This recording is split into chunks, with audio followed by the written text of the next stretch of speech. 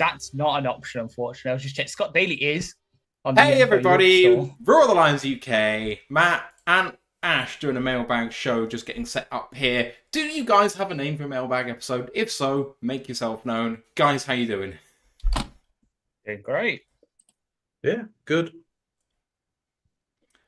Oh, I can't believe we're only a week away. It's crazy. 6 days. 6 days. I know, absolutely crazy.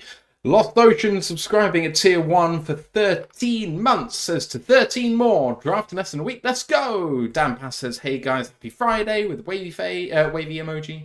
And Big Aries says, when is the flight and did you spend money on extra legroom?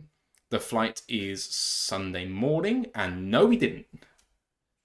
So, I mean, not a problem for you, Ash.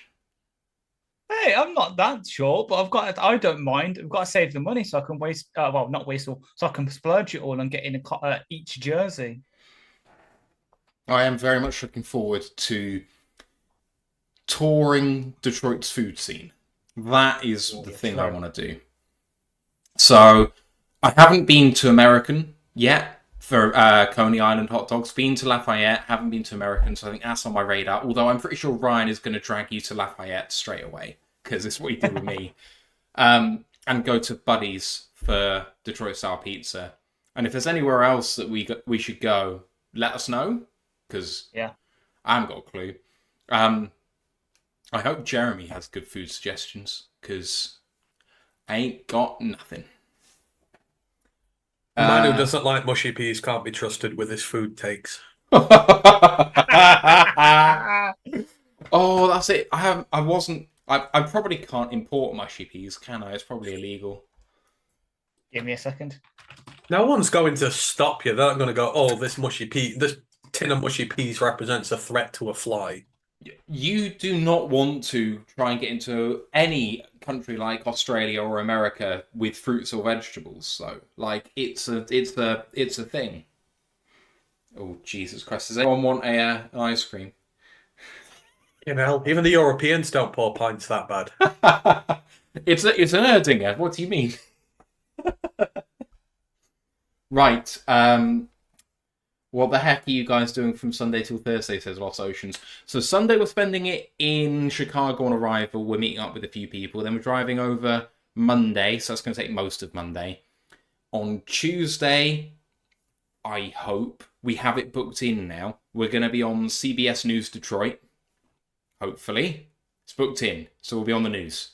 And otherwise we'll do the NFL draft experience stuff. Then our friend is coming to stay with us.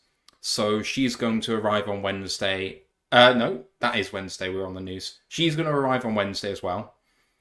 Do the whole NFL draft experience. Do that. Come back. Eat. Drink. Do some sightseeing. Ash, you've never been there before, so we're going to do the touristy thing. And then Thursday will be it. So we'll be having fun. I think it's going to be great. So I have good news. Travelers may bring... You can bring it. Travelers may bring commercially canned fruits and vegetables into the United States as long as you declare them on your US customs form. I am not fucking around with that customs form. It's not happening. Many thanks to Brent DeWitt for the $5 super chat. Says Royal Lions UK are Lions faithful from across the pond, and Joseph Austin as well saying best Lions content on YouTube. Thanks. Thank you guys. Appreciate you very much. I'm just not going to give it a name because I got nothing.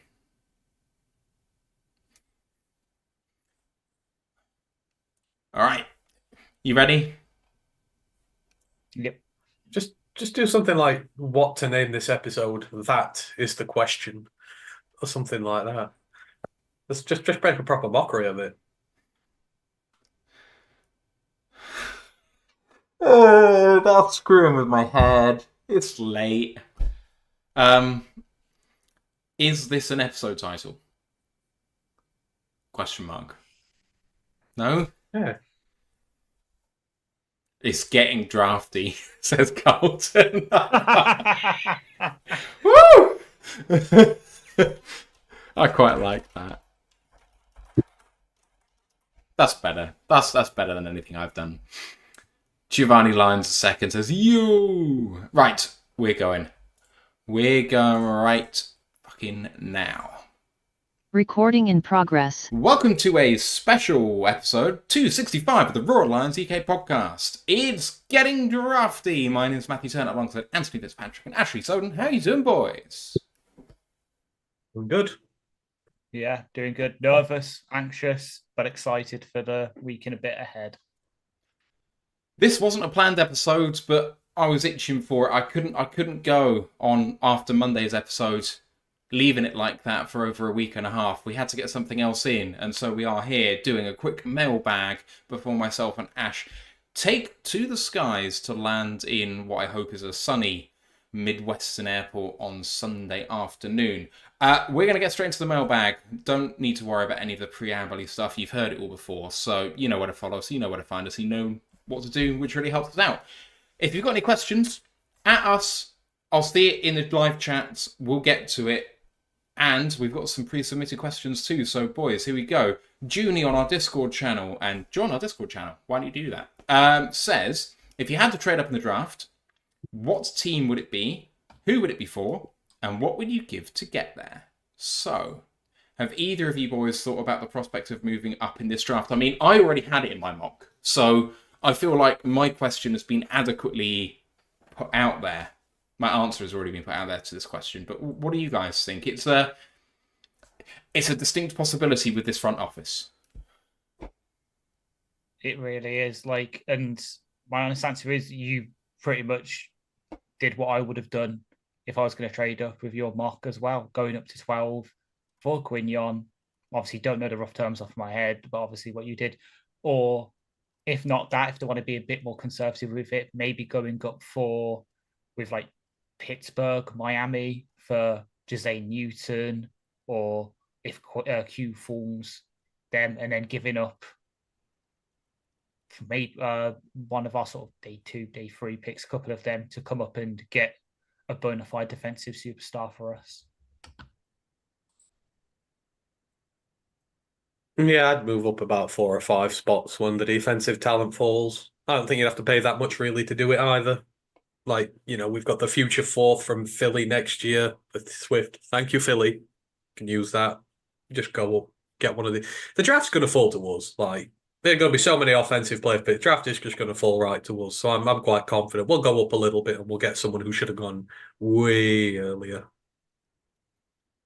Any ideas on who that might be? I mean, there's lots of names that always seem to fall in mock drafts and may not. I mean, Newton, I'd be shocked if he actually does. Latu, I'd be shocked. But, there are players that always seem to fall in particular positions. And I think Cooper DeJean really sticks out to me because if enough teams do bucket him as a safety, safeties always fall, right? Like, we know this. Branch should have been taken earlier. Kyle Hamilton. Kyle Hamilton could have been taken earlier. But generally, safeties don't even really get picked in round 1, basically ever. So I think he could legitimately fall, and I'd be happy trading up for him. Verse would be the faller, because someone will pick Latu over him. And that's not an insult over. I think he's one of the best edge rushers in this draft. But obviously Dallas Turner will go. And then if Latu goes after that, there won't be 3 edges who go before 20 IMO, I don't think. Because I think the corners will fill that slot up to there. So Verse is the one likely to very temptingly slide and be like, yeah, we got to do this now. If we got Verse, I'd be pretty happy because if the league lets us get Verse or Newton, the league is stupid. It really is. Such a complementary skill set to Hutch as well. Like, they work together so well. Anyway, let's move on to the next question. Thanks for that, Junie. Dan Mack, also on a Discord channel, says, it was more of a statement, but I formed it into a question. It says, do you believe deep down that Jim Harbaugh wishes that Herbert hadn't just signed a contract so he could take JJ McCarthy? Yeah. Okay, I'll go the other way on this and say no. Basically, I think that he's only taken that deal because Herbert's there and he knew JJ McCarthy was coming out. If he wanted the Washington job, he probably could have had it. So, Washington doesn't have an incumbent quarterback. And if you really believe in JJ McCarthy that much, why not pick the destination where you can pick him? So, I think he went to the place where he feels like he's got the best chance of winning in the future. And does he wish he had JJ McCarthy too, in a sort of sentimental way? Sure. But he's a winner, and he wants to win. And Herbert's one of those guys who's been chronically misused. So... All right. What's that? No. Yeah, No? Herbert's contract can't be traded out of yet, so No, it can't. No, there's a lot of dead cap there. Joseph Austin just said, are Verse and Mitchell worth moving up for? I mean, it's a really tough question, isn't it? Because is any player worth moving up for? Well, yes, if the value's there. But is it worth moving up as far as you have to get them? Well, do they fall? I don't know, is the answer. I mean, my trade up to 12 was a predictive thing, not what I would do or what I would be happy with. I think in my scenario, I actually give up too much to move up, and I'm not happy with it, but I kind of thought we might do that. So, yeah. Trust me. But well, take it from the very, very biased person. Verse is definitely worth moving up for. So just quickly going back to the little hardball thing again. I'll throw a question in here. Over under on Michigan players drafted by the Chargers, because they have about 9 picks. They've got 9 picks at various stages of the draft. So how many players is he going to draft? I think they've got 9, if I remember rightly, with comps and stuff. Yeah.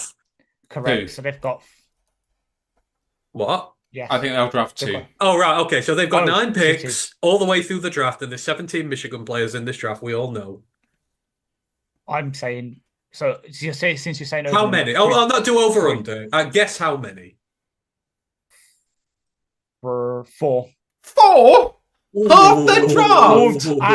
And I'll even say it. Coram, Zinter, Junior Colson, the linebacker, and then you know what? F it. I know it'll upset Eric a bit. Mike Sandstill as well. They don't have enough picks to do all of those in the positions they're going to go. They're at 37.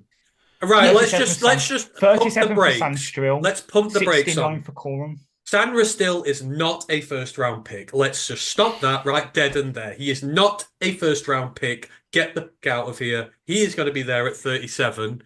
They've got 69, so Blake Corum's there at 60. Like, it lines up. I'm with Ash. I reckon 4. I don't think he's going to be able to help himself. Plus, you've got a lot of later day 3 picks. They're not going to care if they're from Michigan. He'll take culture guys in day 3 because he knows them. But, I mean, so for me, Junior Colson's probably going to be in that 40-odd range. Colson's going to be a Packer. I've called it now. DeJohn and Colson will be their first 2 picks. Stop spoiling my clips, Ant. Those are coming out tomorrow. Oh. Xavier Legetta is their first round pick. Oh, I'd be so pleased. I'd be so pleased if they did that. Oh my god. If we do it, I will record my reaction. And you're not gonna like it.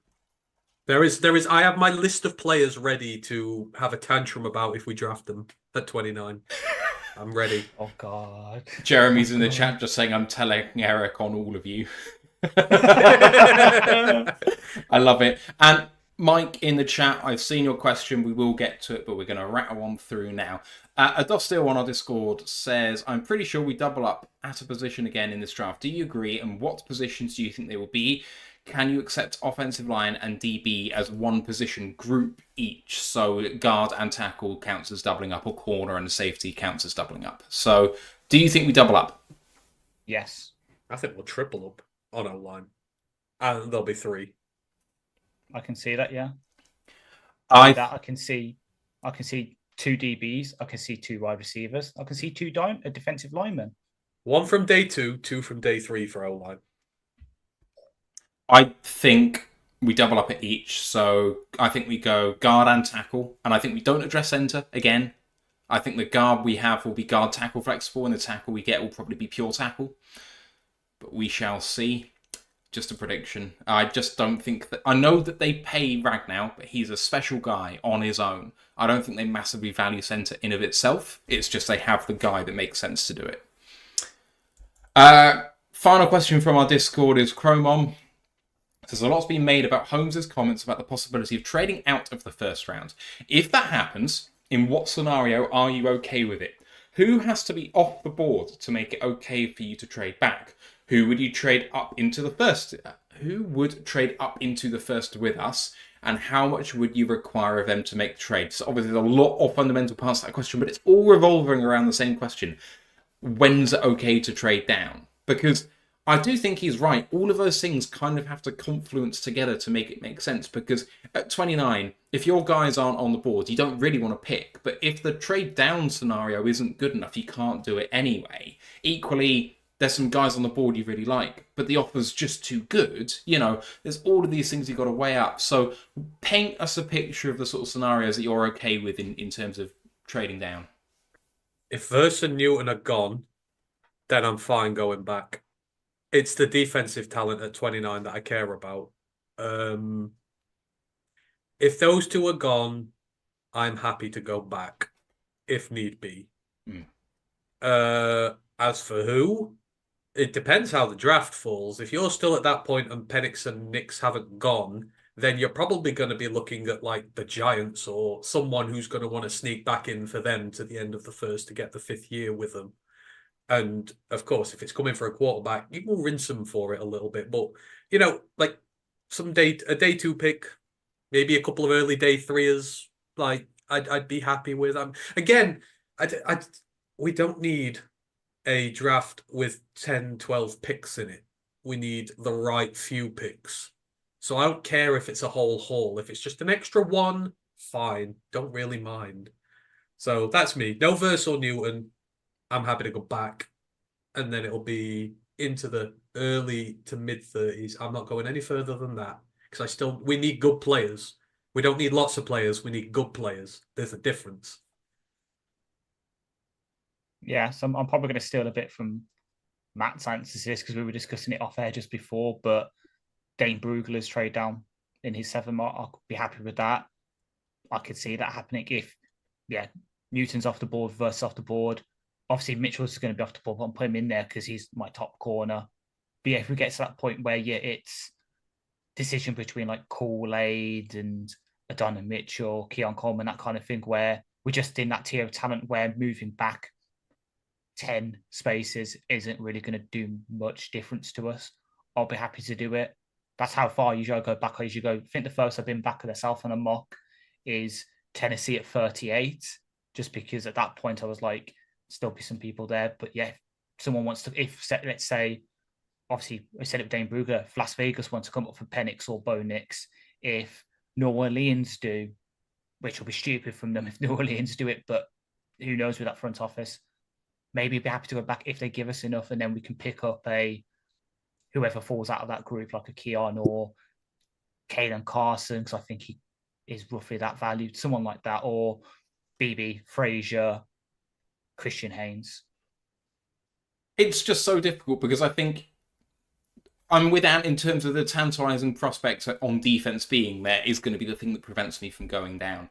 But I think that's too cheap because what if the majority of teams think that Fuanga is a guard? Because there's a lot of chat out there that tell you say Fuanga is a guard. Okay, so that's going to make him fall. Well, if he falls to near us, I'd actually want us to go up and grab him. I don't think that will happen, but I think it's a possibility and it's worth talking about. There are, mocks where Newton is the guy that goes first and Murphy is the guy that falls. We've all seen mocks where Newton falls, but sometimes Murphy does. The majority of people have Murphy as DT1. Is that going to prevent you going? At the end of the day, if all the players go that should go before us, I don't really want to pick at 29. I don't think the 29th player is particularly good.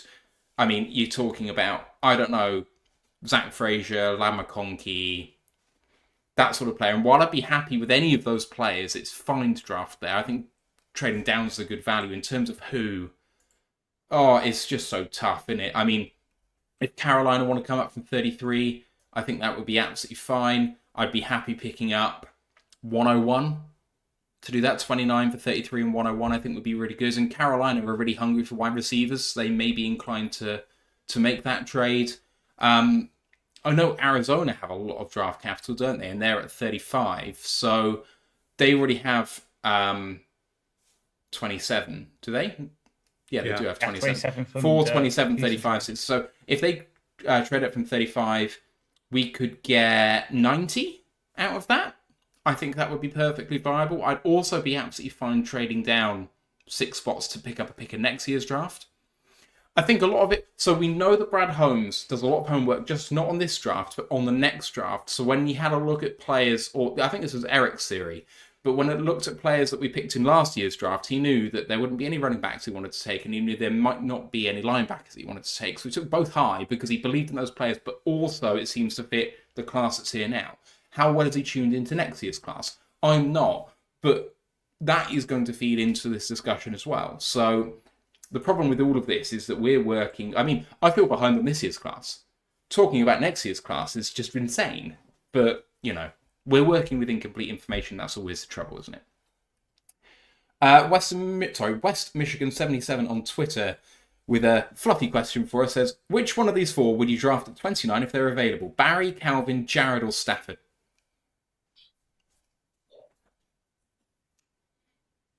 And given the state of our roster and what impact he had on our team, I think it's Calvin. I was about to say, yeah. That plus bringing all the stuff in. I'm sorry, but Barry running behind our O-line is going to get like 10,000 yards in a season. Like, the dude's just going to break stupid... I know Calvin's great in that, but there is no better player to watch than Barry. Like, aesthetically, he is the most pleasing player to ever play the game of football. To see him break a grown man in half and like not even touch him. Like, he does what a D lineman can't do, getting his hands on somebody to some of these guys. Like, it would be Barry every single day of the week for me. And it's nothing against the other 3, but like, man, I just like running backs. Yeah. Yes, I guess if the fundamental part of the question is we don't have Jared Goff on the team at the moment, that's why you have to draft him or someone else, then maybe it's just Jared. Yeah. We can have Barry all we want, but then we turn into Michigan of this year. I just take it as a fluffy question of which one would you personally like? Forget the situation. Who would you just like to draft? Well, Barry's the obvious answer in any situation where that's the case. And that felt like what that was the question was. So. Fair. Okay, I'm with you. D-Man at Team Roundel1 on Twitter asks, do you think the Lions draft a kicker? No, they're just going to sign Jacob Bates from the Panthers when the UFL's over and we're sorted. If they trade back for more picks on day 3, then yeah. I don't think they do it with their current slot. I'm going to go no. I actually think Ant's right in terms of trading up for the right people, and I don't think we're going to pick much on day 3. No, personally. Cool Down Rat on Twitter asks, can you suggest any draft players that fit Dan Campbell, Brad Holmes' preferred qualities? Fit the Lions culture, love football, college team captain, gritty, tough, game speed, not necessarily 40 time, football intelligence, position flexible, performed at college, etc., etc. There's a lot here to unpack from this question, but sometimes there's just an easy answer. What do you guys think? Haynes. Yeah, Haynes. Haynes is a team captain, incredibly loyal to his program. Every leadership quality you could want from him, positionally versatile, would work in our system. Everything about him, the way he plays football, he loves kicking people's ass, which they want. Like, him on the offense. Defensively, just trying to think. So I have one. What do you think? Because it's technically cheating because we had a top 30 visit with him a couple of days ago. That's how I found out about him. But Nate Lynn, the William and Mary Edge, team captain for them, loves football, was very productive. I think the 33rd team, as much as we don't like some of their coverage, they highlighted him and his teammate going into week 6 of the college season because they were like the most productive pass rushing duo in the nation by that point.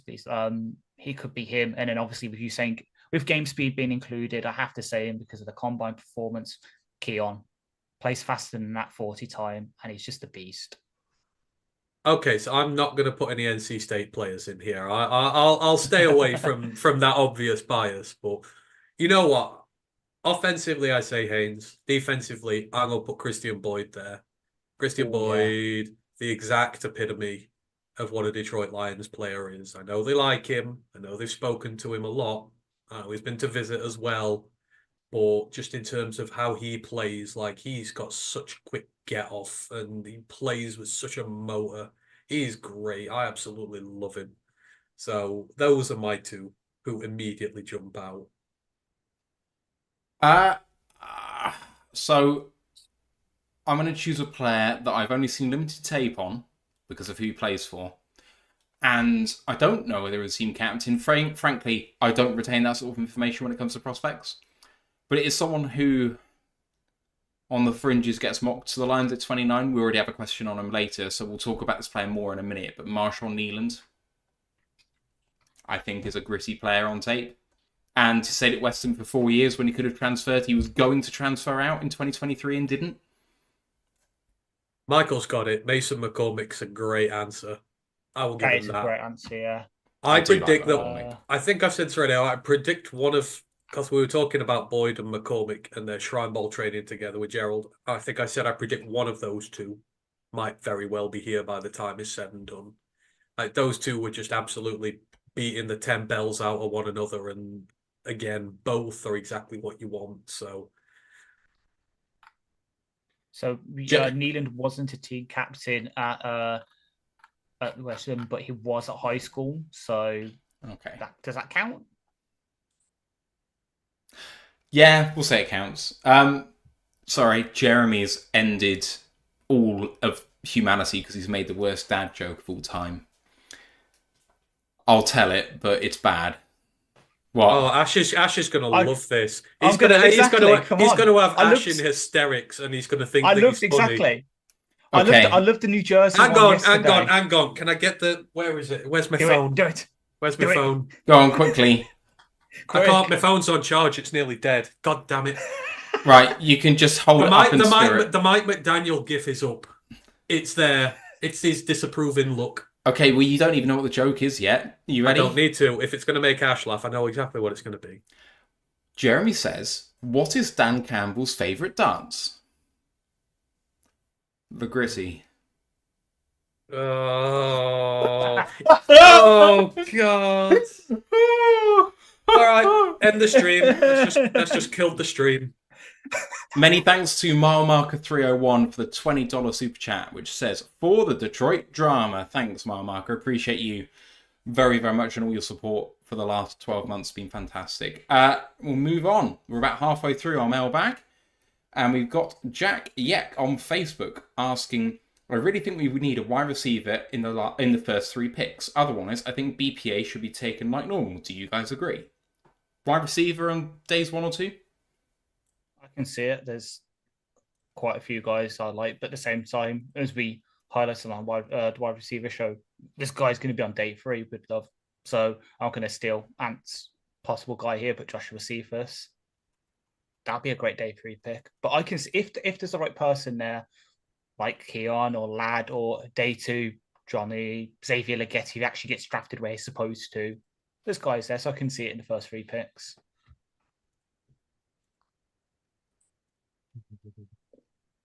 I don't think so. I think we've got enough there's enough positions of need on the trenches where I think wide receiver is going to be tough. And it depends what happens with that first pick, whether he goes up, down, Udalali, I don't know. But I prefer my day 3 prospects at wide receiver this year, so I personally wouldn't. I think that must be the first appearance of the word Udalali on this podcast. Udalali. Because I'm thinking of the animated Robin Hood film. Yeah. Oh, bang of film. Yeah. What a day. Anyway, don't want to get a copy. I picked it up from something I've been watching recently, and I can't remember what. Oh, it's a great word. I'm here for it.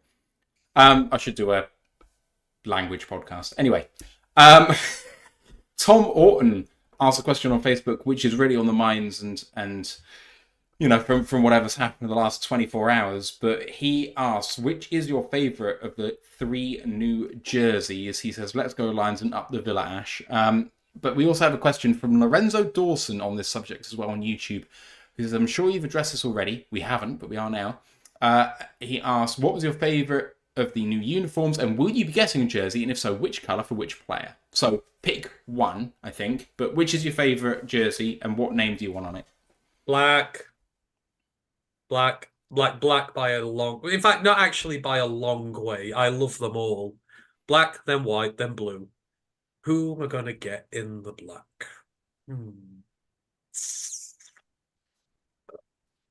I would really want a Liam. I really, really would want a Liam.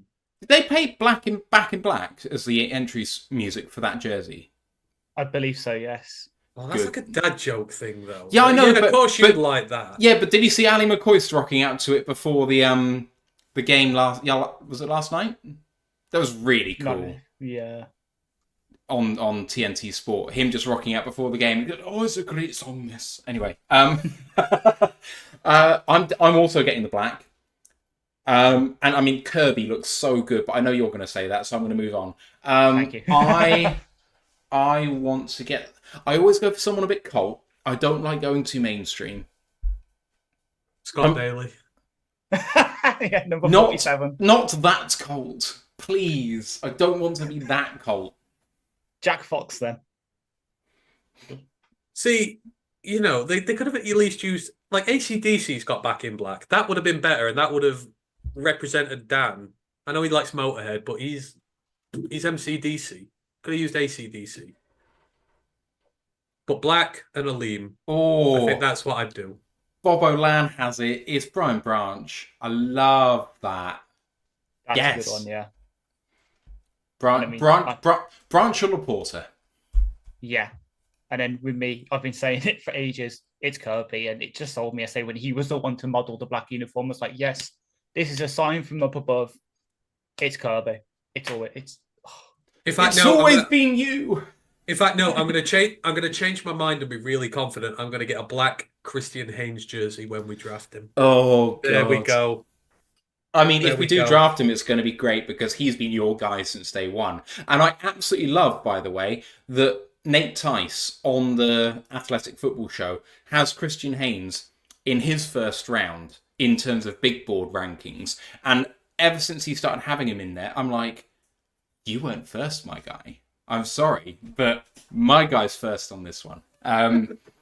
It's so satisfying having a friend who's plugged in that you know their take so well, and then someone just respected in the space parrots that take. I'm not saying that he's parroting your take because I'm sure he has no idea who we are, but the idea that you know what you're talking about because it's borne out by a guy who does this professionally, like, that's cool, man. Especially when it's the Athletic, because those guys.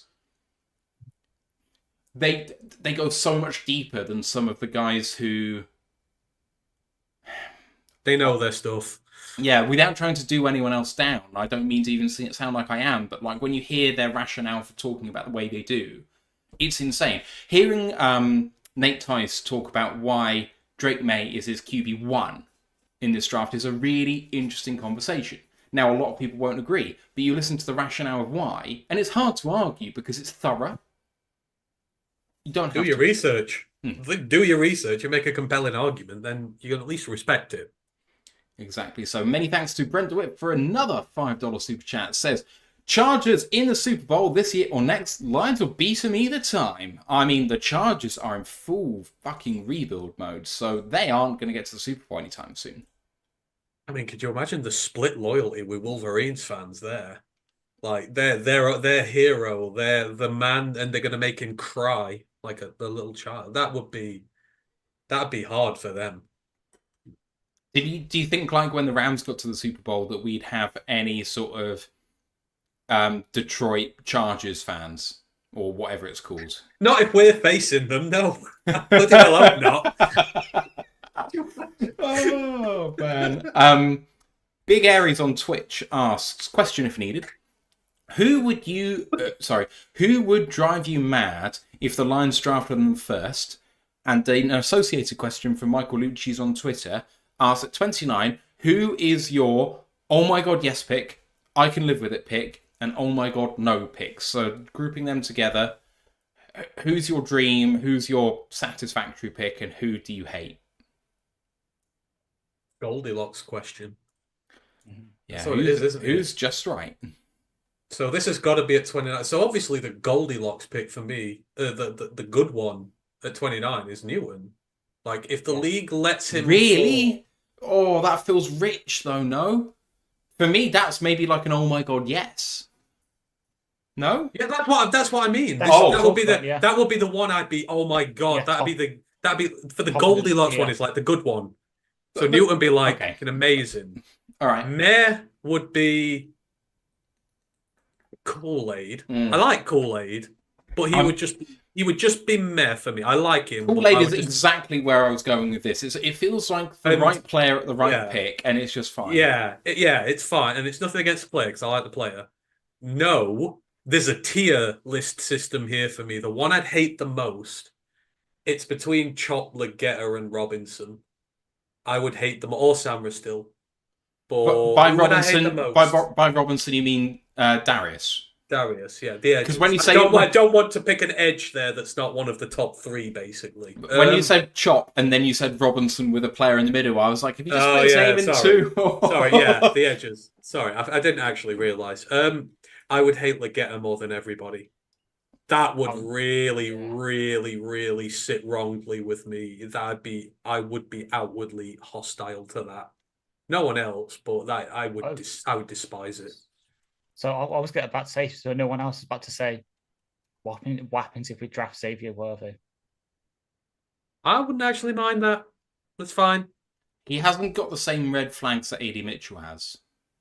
I don't have the problems that others have with Worthy. I think Worthy's fine. I like Worthy. Yeah, I'm also with Worthy. I would have Worthy over AD Mitchell any day. He's got multiple production. He's got productions over multiple years against good teams, which Xavier Legetta does not. So I'm fine with that. Yeah. All right, Ash, who's your guy? Who's your guys on this list? These guys. So since obviously Newton was taken, I'll say that, oh my god, yes, screaming, shouting, jumping up and down. If he somehow gets there, which we know. I was actually going to say Verse. I was going to say Quinion, but yeah, let's say Verse. Just because we know Quinion's going to see a Verse because, yeah, just him paired next to Hutch and it's just a homer bias. That I can live with it. That's because obviously Corey's been taken as well. You know, and I'm going to say this, but it's because obviously, as me and Matt had this discussion, I prefer some other guys, but Lad McConkey, like, yes, it's not the X receiver I wanted, but it can work. I can live with it. But, oh my God, no. Honestly, I'm trying to think. I just don't know for that. Oh my God, no. Like Peyton Wilson. You know what? That'd be a double whammy, a triple whammy for you. That would be a punch, and yeah, that'd be a punch in the stomach moment. But that's the thing. Like, it could work. Like, as we said last, like, it was on the college shows cutting up a couple of last night. We might need linebacker in the future if things don't go to plan. So maybe live with Wilson, as much as it pains to say me. Much as it pains me, I honestly don't know. Well, oh my God, no. We'll swing back round to you if you want, because I'll give mine. My oh my God, yes, is Latu. I know the injury risks are there, but he's so flipping good. Like, just watch 5 minutes of tape on him. He looks like Hutch. He just does. Maybe he's not quite the freak of an athlete that Hutch is, but he's not far away from it. The people who are trying to say that he's not an athletic guy really don't know what they're talking about, because what they mean by that is he's not a supreme athlete on the level that the top of... He's not in the 1% like Hutch is. But he's in the top 10% of athletic NFL players. The thing is, he's in the top 1% of guys who have technique, who trump guys who have athleticism. Like, screw him. He's so much better than Chop Robinson. Like, it's not even worlds funny. and worlds apart. Worlds apart. because his technique is there. If I don't even care about his injury at 29. If you fall that late, that just becomes a complete non-entity at that point because he shouldn't be there. These guys, the Robinsons, the Chops and Dariuses of the world, can't hold a candle up to Latu. Screw the athleticism. It's the technique, and he's got better technique than anybody else in this draft by a long way. My I'm okay with it pick is Zach Frazier. He's a good player for the Lions. He's slightly overdrafted, but because I think he's a fit, I'm okay with it. My oh my god no pick, and I just want it to be Chop just because I've been on that train since day one, but it's too cheap. I'm going to go for a player I like and is just overdrafted at this position. Someone I actually mocked to us at 29 earlier in the cycle before I watched more and saw more. Ennis Rakestraw. Like the player. Think he would fit the Lions, but he's someone who could sneak into late round 1 conversation who I think is more of a late round 2 pick and actually may not work out in the NFL. Just, he may not be fast enough. That's fair. And then I've looked and I can't believe I forgot this person because it's someone I've had a big take about. Oh my God, no. Tyler Guyton. Why draft him in the first? Yeah. Yeah, why draft him in the first when you can get Blake Fisher in the third, who is basically the same player and he's younger. We could get a guy who works at the local Walmart for free who'd probably be better. So no.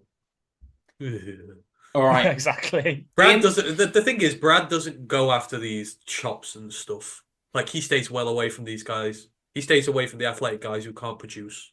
So, I mean, early he does. Yes, and even when he takes someone who's a bit more of a project, they at least have some base level of production, like, say, Levi Onwuzurike, who hasn't worked out. But he was reasonably productive, even though he was clearly a project as well.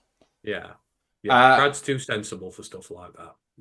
I mean, you say that, but we've never been in the luxury position we are right now. We've had a 32 pick before. So No, but I mean as in, we're the best team we've been since he took over, and your philosophy, you don't always have to take what you think is a safe pick. You can swing for the fences if you feel comfortable in your team, because if that hits, you're looking at Super Bowl, because that person takes you over the top. Whereas if you're awful, you just want to have the safe player so that you can build a foundation on. The foundation's built for us. So do you keep building on the foundation? I think you should. I think you should just keep building the foundation and hope to hit otherwise. But, philosophies change as time goes on because your team changes. And that's part of what's interesting to me is I don't want to shoehorn Brad into saying he's too smart for this, he doesn't do this, historically it's not been like that. But we've never been here before. And he's shown a history of what he likes when he's taking over a bad team. But what about when he's drafting for a good one? That might be totally different. So, yeah. We've got lots of new people that I've not seen for some time on YouTube, and I think it's because we've started late, which is good. We've got a couple of questions, and we've got a few minutes left, so we'll try and get through these last 3. Lost Oceans on Twitch says, what else would Ben Johnson have to do to add to his resume to prove he deserves a head coaching job in the NFL? It seems to me he has already checked about every box already.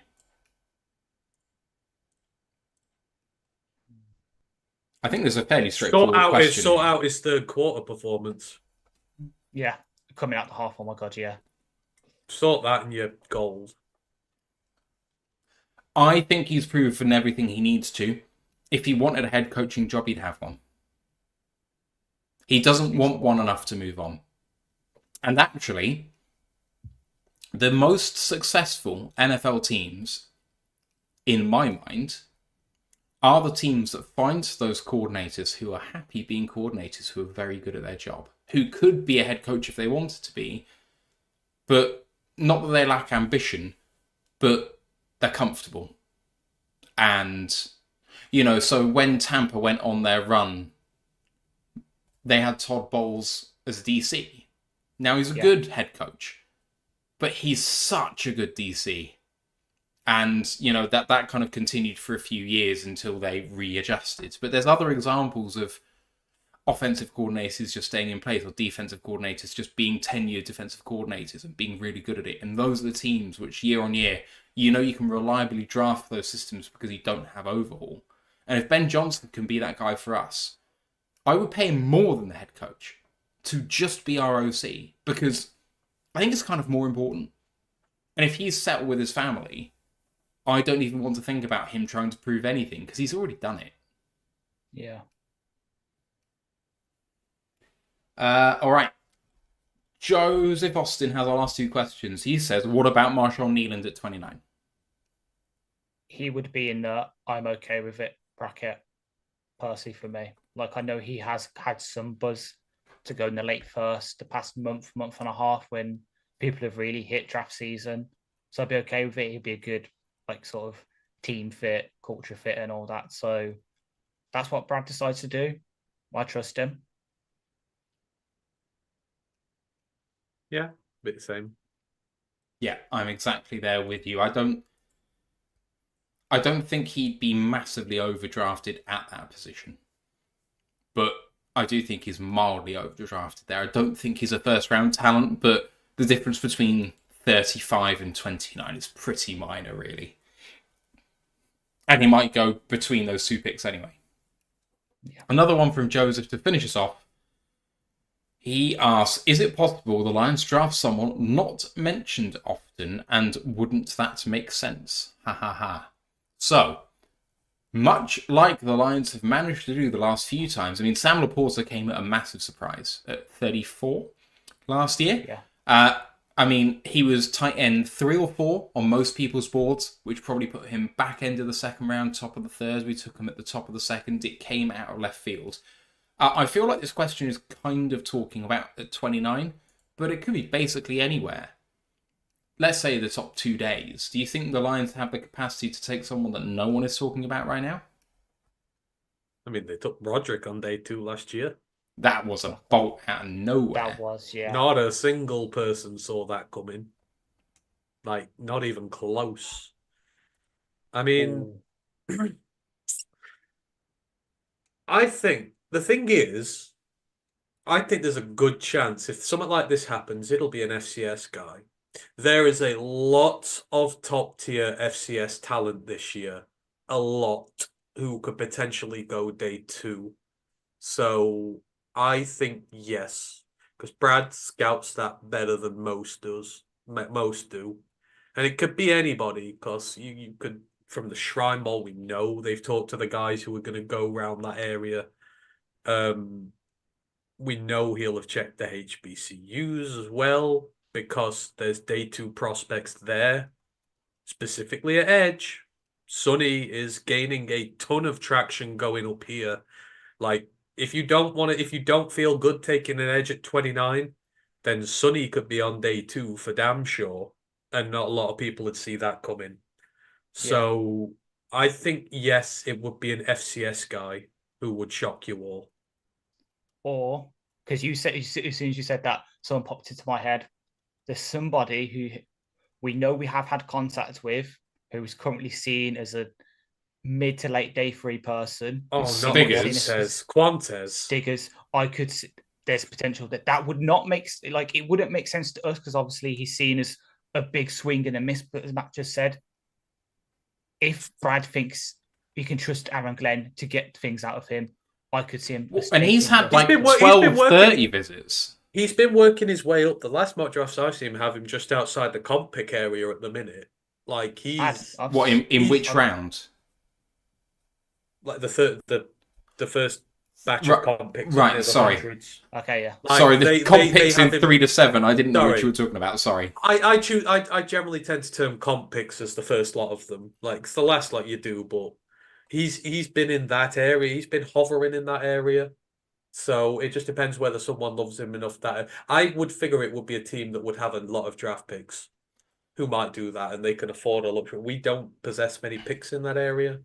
There's quite a lot of players in this draft who have a very wide berth.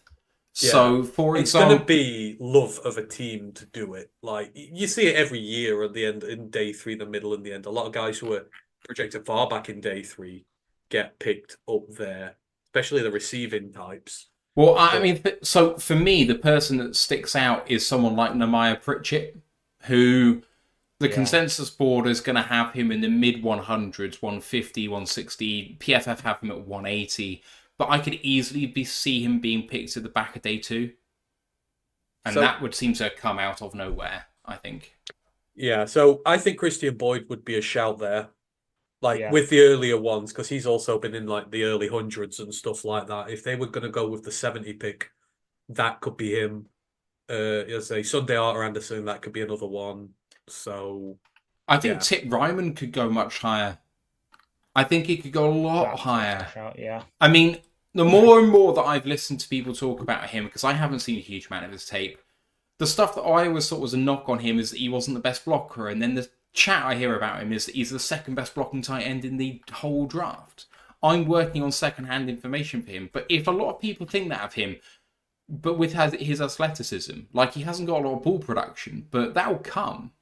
So, but he is basically a Brock Wright, from what I glean. That's basically him. So, and we've got one of those. We do. Yeah. We paid handsomely for it. Exactly. All right, boys, we're coming to the end of the show. Is there anything else in our last show before the draft? And I say last show, I think me and Ash are going to do some things while we're out there, but it's not going to be strictly like this. So, being our last show before the draft, is there anything you guys want to chat about before we go?